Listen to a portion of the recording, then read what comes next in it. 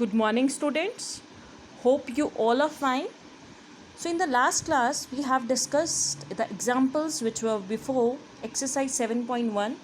Now, in the last class, I have given you the homework of exercise 7.1, question 1 to 5. So, let's discuss first the homework, then we'll do the next questions.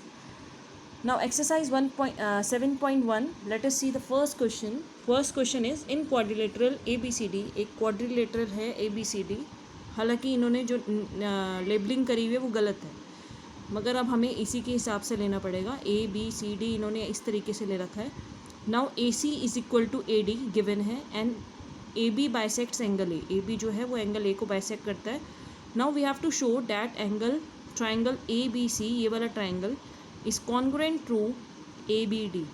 ठीक है, तो पहले तो हम इनको congruent proof करते हैं. So what how we will do, first we will write given में क्या लिखेंगे, quadrilateral ABCD in which AB bisects angle A. AB जो है वो एंगल A को बाइसेक्ट करता है, जिसका मतलब हम यहाँ पे अगर इसको 1 मान लें, इसको 2 मान लें, इट मीन्स एंगल 1 जो होगा वो एंगल 2 के इक्वल होगा. एंगल को बाइसेक्ट कर रहा है मतलब ये पूरा एंगल A होगा, और इसको ये बाइसेक्ट कर रहा है तो इसको इक्वल 2 भागों में ये डिवाइड कर रहा है इक्वली. तो इट मीन्स एंगल 1 जो होगा वो एंगल 2 के इक्वल होगा. And it is also given that AC equals to AD. AC AD के इक्वल भी गिवन है. Now we have to prove कि ABC ट्राइंगल जो है ABD के कॉन्ग्रुएंट है. और उन्होंने आगे लिखा है what can you say about BC and BD. BC और BD के बारे में क्या कह सकते हैं, तो वो भी इक्वली हमें प्रूफ करने हैं. It means now how we will prove कि इन ट्राइंगल ABC, ये हमने 2 ट्राइंगल ले लिए ABC एंड ABD. ठीक है, अब इसमें AC जो है वो AD के इक्वल है, गिवन है, एंड एंगल 1 2 के इक्वल है, AB गिवन है, and AB equals to AB common है. ये दोनों में आ रहा है, देखो ABC में भी आ रहा है AB और ABD में भी आ रहा है AB, तो it means AB is common. तो थर्ड साइड हमने जो ले ली वो ये ले ली. अब ये कौन सी प्रॉपर्टी से हुआ, ये क्या है साइड S, और ये क्या है एंगल. देखो साइड एंगल साइड, मतलब 2 साइड में एक एंगल इंक्लूड हो रहा है. साइड एंगल साइड, कौन सी कॉन्ग्रुएंस रूल लगेगी, SAS कॉन्ग्रुएंस रूल. तो इससे हम ये कह सकते हैं जब 2 ट्राइंगल्स कॉन्ग्रुएंट होते हैं तो उनके कॉरस्पॉन्डिंग पार्ट्स भी इक्वल हो जाते हैं. जो बाकी बचे हुए कॉरस्पॉन्डिंग पार्ट्स हैं वो भी इक्वल हो जाते हैं. तो इससे हम ये कह सकते हैं कि BC equals to BD by CPCT. CPCT means corresponding parts of congruent triangles. Okay, now let us see question number 2. question number 2 लेकर चलते हैं. 2 में क्या कह रहे हैं ये, let us see question number 2.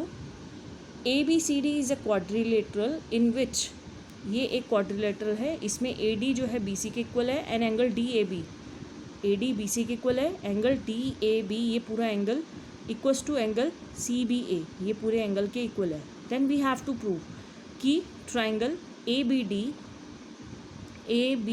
ये वाला triangle is congruent to BAC के कॉन्ग्रुएंट है ये.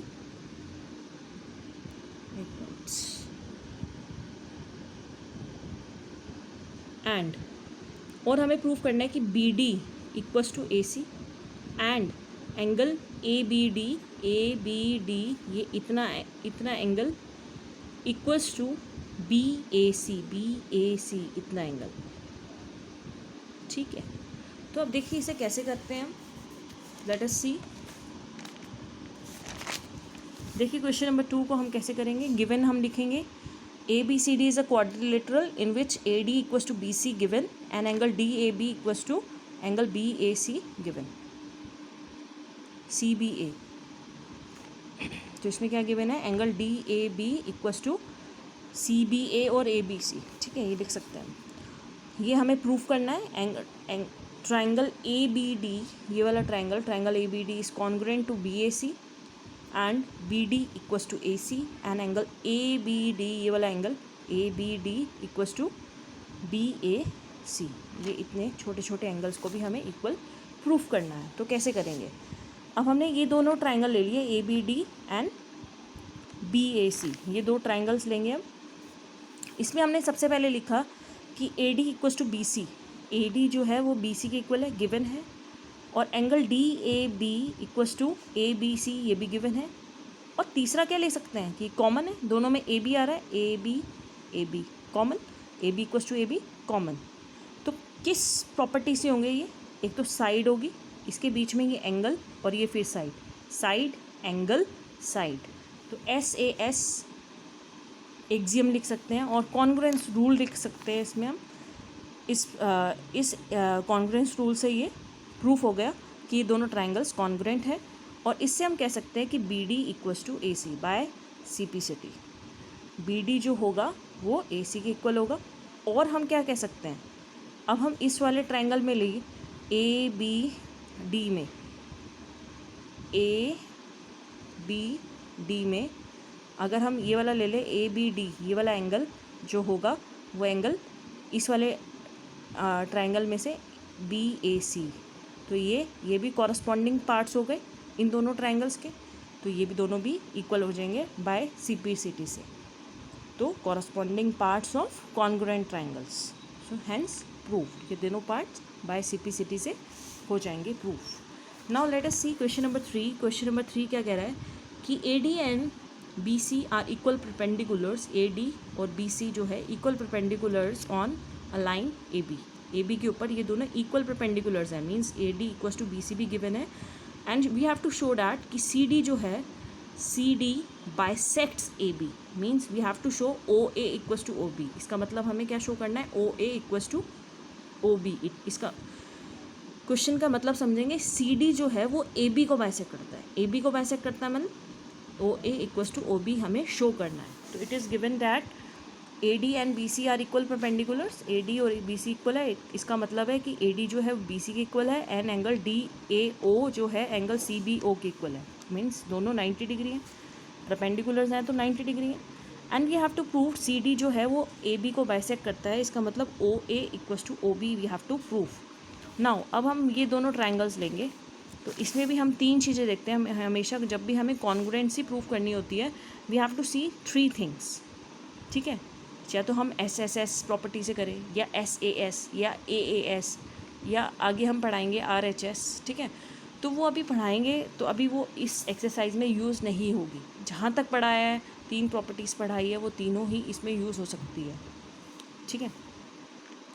तो अब देखते हैं इसमें कौन सी प्रॉपर्टी यूज़ होगी। सबसे पहले हमने लिखा ए डी जो है वो बी सी के इक्वल है, ठीक है।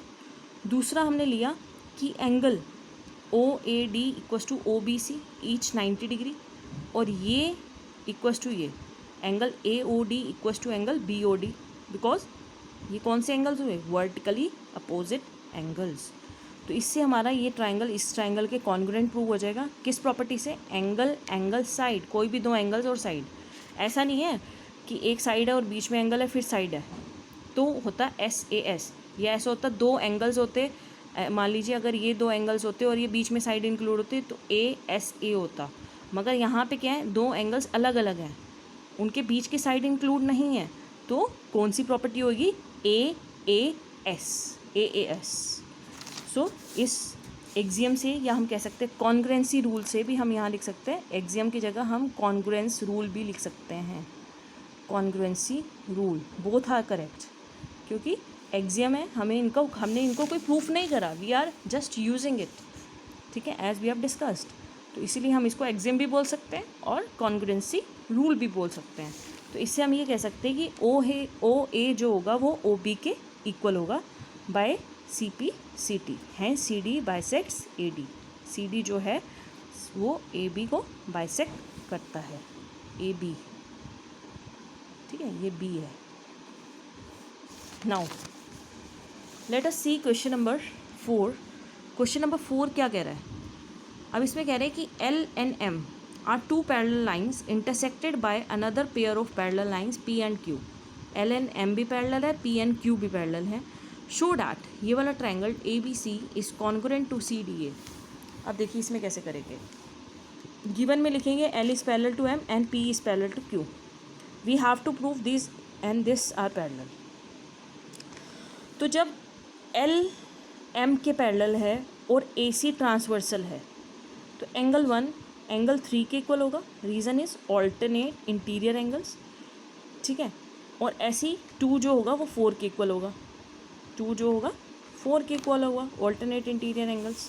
तो इससे हम ये लिख सकते हैं, दोनों हमने ट्राइंगल ले लिया, angle 1 equals to angle 3, reason is alternate interior angles, और एंगल 4 इक्वल्स टू एंगल 2। मगर एक बात याद रखनी है, जब भी हम 2 ट्राइंगल्स लेते हैं ना, तो इस वाले ट्राइंगल की सारी चीज़ें इस साइड आनी चाहिए, इस वाले ट्राइंगल की सारी चीज़ें इस साइड होनी चाहिए। ठीक है, समझ आ रहा है।